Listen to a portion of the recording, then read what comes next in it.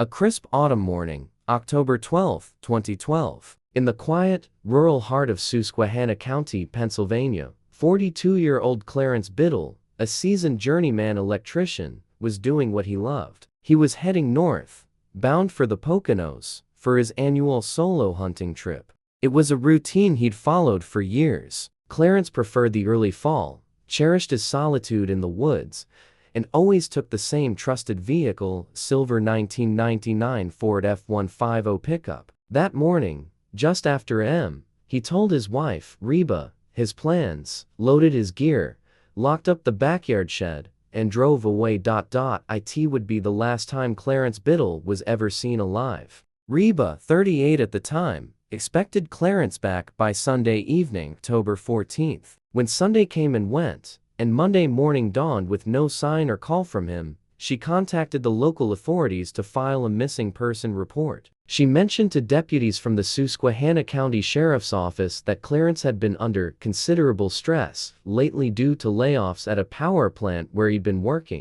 The initial police response was standard for a presumed wilderness disappearance. Clarence had supposedly planned to camp near a state game reserve, an area known for its vast, dense woodlands and minimal ranger presence. Search and rescue teams from multiple counties, aided by volunteers, fanned out. Cadaver dogs were brought in. Aerial sweeps were conducted over the forest canopy. Before we dive deeper, let us know in the comments where you're watching from. We'd love to hear from you. And please, hit that subscribe button so you never miss any of our upcoming videos. But the forest yielded nothing. No sign of Clarence. No sign of his pickup. A local forest ranger confirmed something crucial. Clarence's license plate wasn't logged at the game reserve's main entry point. They used a simple handwritten logbook there, expecting hunters to record their vehicle info. Clarence's name or plate simply didn't appear. Wildlife cameras positioned along the perimeter and fire roads also failed to capture any trace of his truck or person.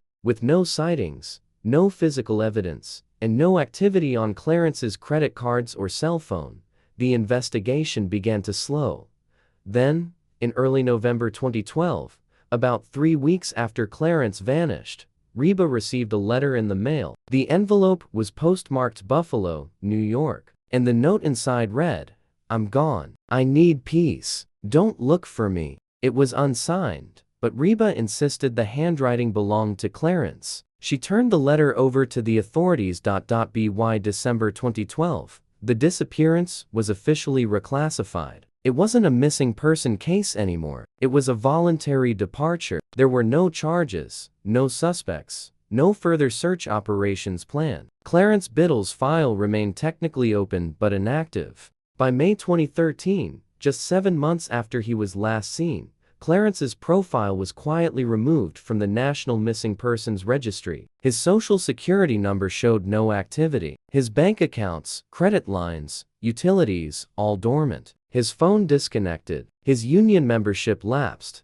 Effectively, Clarence Biddle had vanished, not just from his physical life, but from every known system of identification and commerce. Over time, public interest faded. No vigils, no media follow-ups. Clarence's story never reached state or national news. In the small rural community of Montrose, it remained a quiet curiosity, a man gone without a trace. It had settled into cold case territory. From late 2013 through early 2020, there were no reported developments, no new leads, no further attempts by law enforcement to revisit the case. But not everyone forgot. Just 6 months after Clarence's disappearance, in March 2013, Reba Biddle had left their home in Susquehanna County and relocated to Wilkes-Barre, Pennsylvania. The move coincided with a job transfer. She sold the house she'd shared with Clarence, citing financial reasons, and leased a 1-bedroom apartment.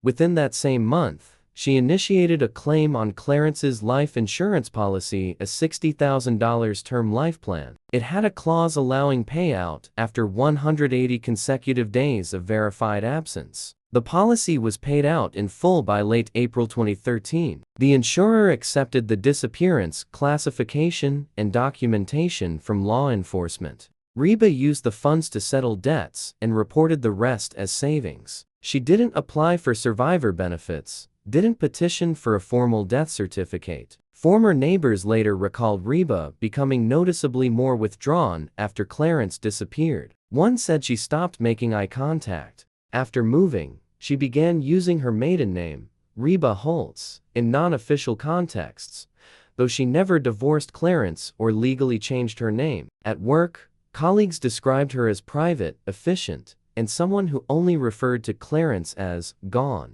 In 2014, Reba began a personal relationship with Randall Farrow, a former contractor. Farrow had a minor criminal record, but no felonies. He'd been intermittently unemployed, known for doing odd jobs. Public records showed no business license for him. Farrow moved into Reba's apartment in early 2015. No marriage license was ever issued, but by 2016, he listed her address as his primary residence. By 2018, Reba listed Randall as her emergency contact at work and on health insurance. That same year, she initiated a loan refinancing application involving a co-signed personal loan originally held with Clarence from 2009. As part of the process, the bank requested verification of Clarence's status. In response, Reba submitted a notarized affidavit stating Clarence had ceased all contact and was presumed deceased due to prolonged absence without explanation. No death certificate, but the documentation met the bank's threshold for account closure. Clarence's remaining dormant financial accounts were flagged for permanent closure. His credit profile was marked inactive. By all outward measures, he had been effectively erased.